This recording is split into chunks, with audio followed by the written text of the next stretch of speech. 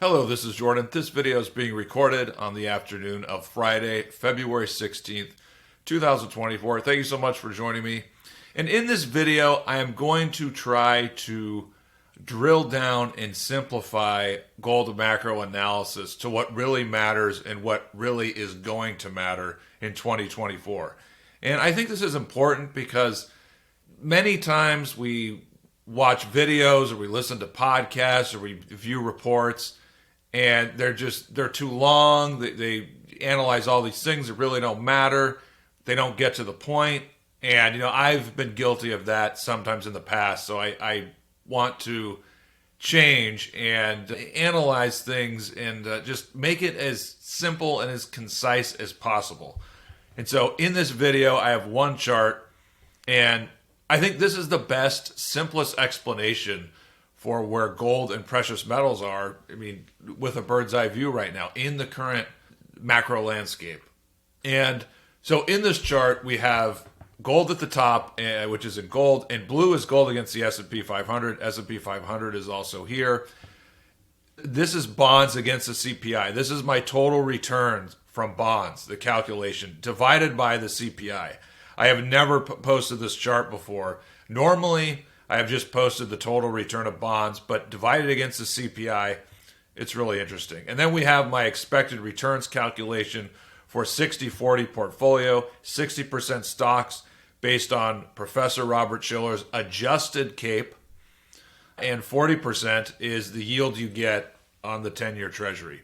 And so, again, since we're trying to be as simple as possible, the S&P in the stock market is still in a secular bull market. And so when it is in a secular bull market, gold is gold is in a secular bear market. I mean, if we look at gold stocks and silver, it's clearly obvious that they're in a secular bear market.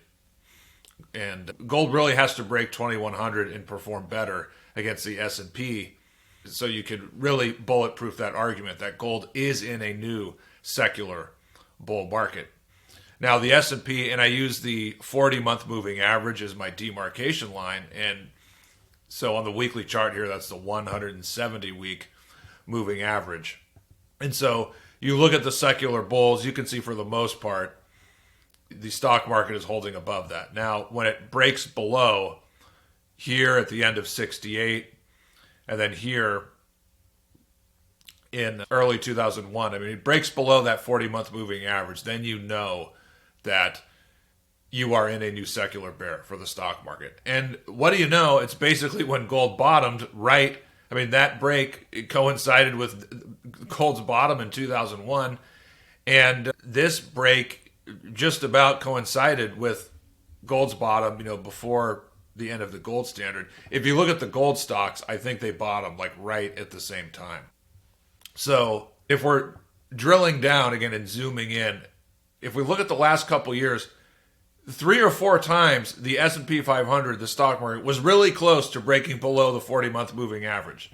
It looked like it was going to happen here. So multiple times is able to hold above it. Now it's rising again. It's made new highs, and at the same time, not here at the first gold peak, but since then, gold has struggled to break above 2100. I mean, we have had really good, quarterly and monthly closes and weekly closes. But 2100 is really the key level. So it hasn't been able to break above that and pull away. And so these failures, I mean, these mini peaks in gold each time have somewhat coincided with the stock market rebounding at its 40-month moving average support. So it doesn't mean that gold will have to wait for the market to break below the moving average to move above 2100. I mean, it's possible it could happen before. But generally speaking, for a secular bull market in gold, I mean, a real long-lasting bull market, you're going to need the stock market to roll over at some point and lose that moving average. Now, how do bonds play into this? This is very important because if we look at bonds against the CPI, we know, and this is, again, total return basically divided by inflation. Here's 1981, all the way up right into the COVID point.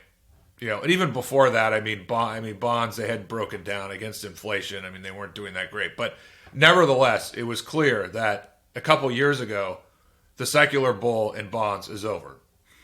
It's broken.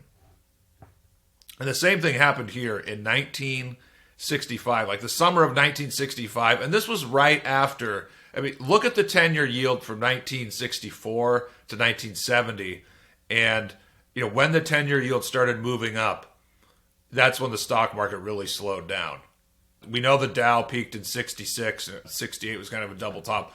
But the S&P here at 66 peak, this was only plus 15%. So you could almost say this was like a double top. Now, expected returns, I mean, not as powerful as an indicator of looking at all these markets and ratios. But, that it's gone up a little bit because bonds have sold off and you get a better yield. But, we can see this isn't here. This is in line with the 1960s and the mid-1960s. And so here, when bonds lost the secular bull here in 65, that essentially led to the S&P, again, the first top in 66, and then here, only plus 15%. And, it wasn't really until, bonds against inflation, it didn't perform that bad until you got to 68 or 69. So you can still make a little money in stocks after that break. But, the end of the secular bull in the stock market, that was 3.5, nearly 4 years after. So if this sometime at the end of 20, that would say maybe 2024 or 25. And we have a lot more debt this time around. So then we could get into the 10-year yield and getting up to 5% and that sort of thing. I think that's when it really hurts the stock market. But that's basically where we are for gold and precious metals. I think I forgot to mention this. Gold against the stock market here in blue. This looks like shit. This is the signal that gold is not going to break out. At least, not in the next day or week or month. I could be wrong, but you're going to need to see gold perform better against the stock market to have a breakout in a secular bull market. Because new money is not coming into precious metals. Look at the fund flows in the ETFs. They've been going down. So from a contrary perspective, that's a good thing, but you need outside money. Like we need Western United States money. All these people that are crowding into the big seven or whatever the hell they are and pushing the stock market higher and higher. Some of that money needs to go out of here and come into gold for that huge breakout. So I know I'm babbling on here, but talking about gold and fundamental, it comes down to one question. When is the stock market going to peak and roll over? When are we going to have that next downturn? With respect to gold, that's what everyone should be analyzing right now. That is really the most important thing. So I might start to look at that, look at the stock market more and all those statistics. But it's broken out and it's made a new high. And there's a lot of problems and issues, but it looks like it could continue for a couple months at least. Who knows? Maybe it continues until for the rest of the year.